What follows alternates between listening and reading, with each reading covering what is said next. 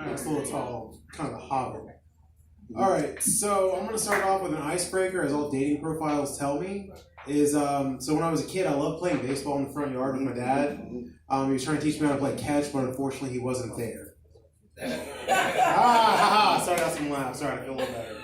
A little drunk. I don't know if you guys have heard of the keto diet. It's where you don't really eat carbs. So when you drink, it hits you pretty hard and fast, which is what's going on tonight. So what I'm gonna do is I'm gonna tell you guys a story. I'm gonna just pick for you 16-year-old Chris Ranch. Now this kid, at 16 as a guy, it's when you really start getting interested in girls, and you try to figure out what your plan is to woo them. So I'm 16, I'm sitting in my bedroom, and let me paint you a picture, maybe you need to close your eyes. You have, believe it or not, as rare as they are, at every flea market, the incense burner shaped like a dragon. Next to it, the flea market samurai sword, which those who have been in the Gulf Breeze flea market know exactly what I'm talking about. With the desk covered in action figures and models that I put together myself. With my twin bunk beds. My posters and comic book cutouts on the wall.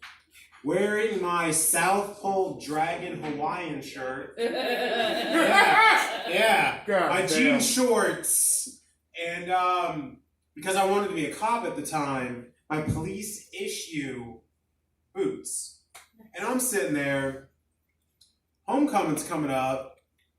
Why can't I get a girl to go with me? And I'm trying to figure it out sitting around my room. I'm like, I've got the incense burner.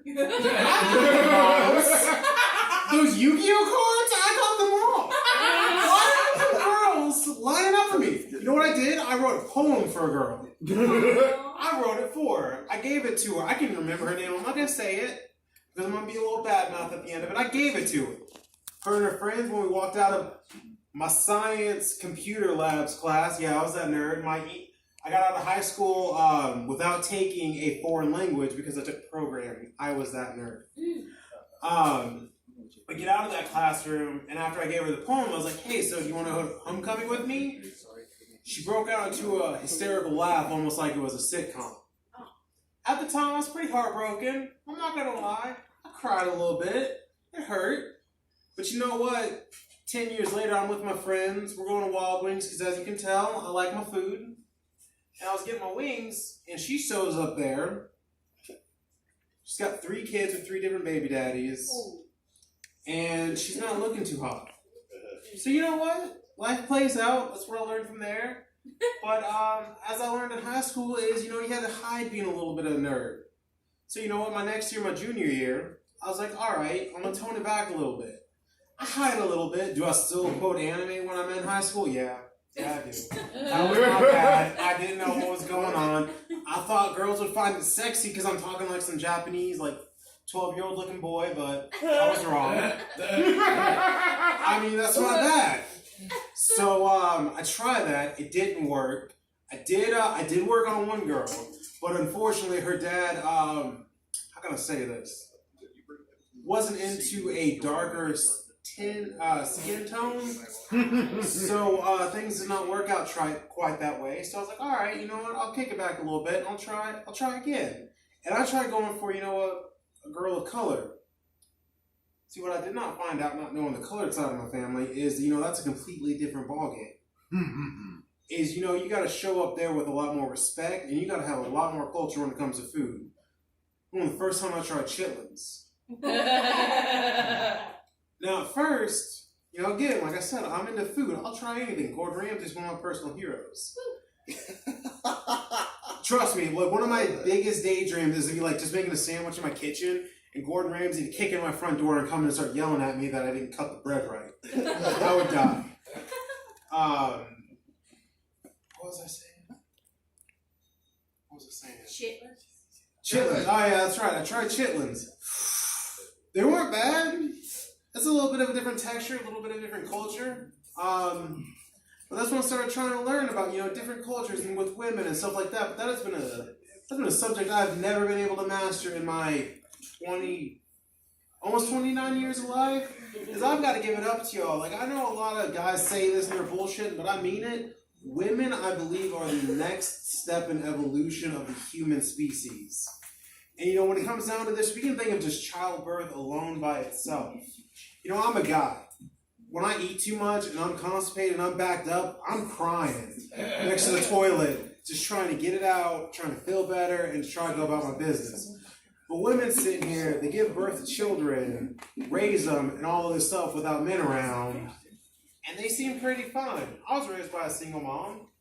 She didn't need a guy in her life. I had my grandfather and a couple uncles, which explains why, you know, my spirit animal is a 50-year-old guy named Dale who likes to wear his cell phone and a belt clip on his side. Which, you know, I'm the guy that usually when I go out to Walmart, I am in a polo. I am in khaki shorts, and I'm definitely rocking tennis shoes with mismatching socks. Because I think that's what's going on. As for getting up here and talking, I don't know, I drank a little bit too much tonight, so I'm sorry if I'm rambling or being a little bit weird and crazy. My drink of choice, I have to admit, is a White Russian. Is it because I am a 50-year-old man named Dale? That's probably the reason. I really don't know what to talk about up here, but like I said, you know, in high school, I wasn't the biggest hitter. And one of the reasons I found out was because, you know, women, they don't like being talked to in poems and with anime. See, the other thing I was really big into was anime, and I tried to use that as my characters. I'd show up trying to be the rebellious badass from the neighboring village, and, you know, it's kind of get kind of laughed at. I'm going to kid you not, this is an actual outfit I wore to school one day because I was asking a girl out. It was a black Hawaiian shirt with a black bandana wrapped around my neck like I was a cowboy trying to hold up a station. Oh, no. Yep, with black jeans and the black police boots I spoke of earlier. For some reason, I thought that was hidden. I was friends with the rednecks in the school because, you know, I may not look like it, but I was raised by rednecks. The ones out there fisting for catfish, wrestling gators and bulls, those are my cousins. Hence why some of the times at family reunions, I tended not to go off in the woods with them. I didn't feel like hanging from a tree. No kidding there, honestly, swear to God.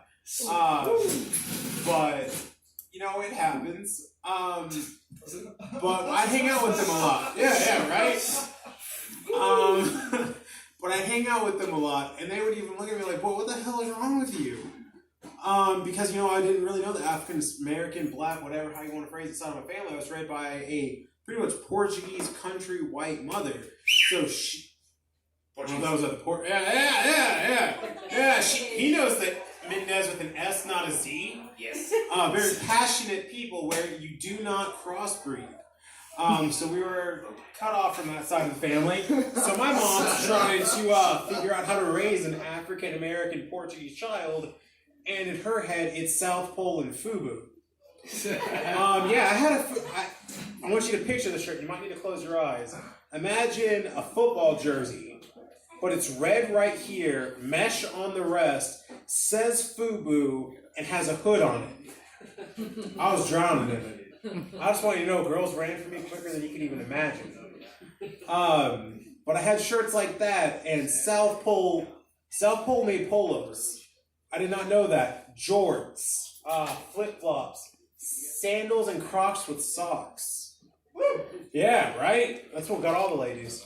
That's what I was tearing it up as. And, you know, I can say the most confusing thing is coming up like that is, you know, you wonder once you get older how you dress.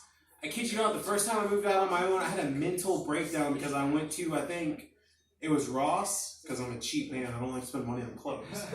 I went to Ross and I had a mental breakdown. I came home with shorts and pants that were way too big. The shoes that were dress shoes flipped on me like flip-flops. And the t-shirt barely fit. Because all I thought was, I need to look for South Pole and FUBU.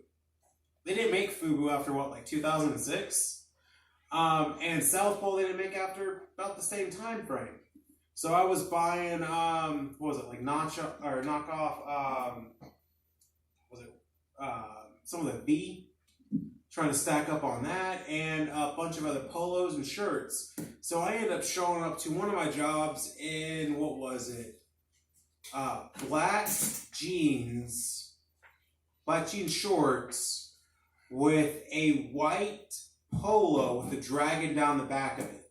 This was at 19 trying to dress myself. Evidently that is not work appropriate, and I was asked if I sold weed out of the back of the car. Because I drove, I don't know if anyone remembers this brand, Saturn. 1995 Saturn SC1. The inside of the interior panel was falling down and collapsing.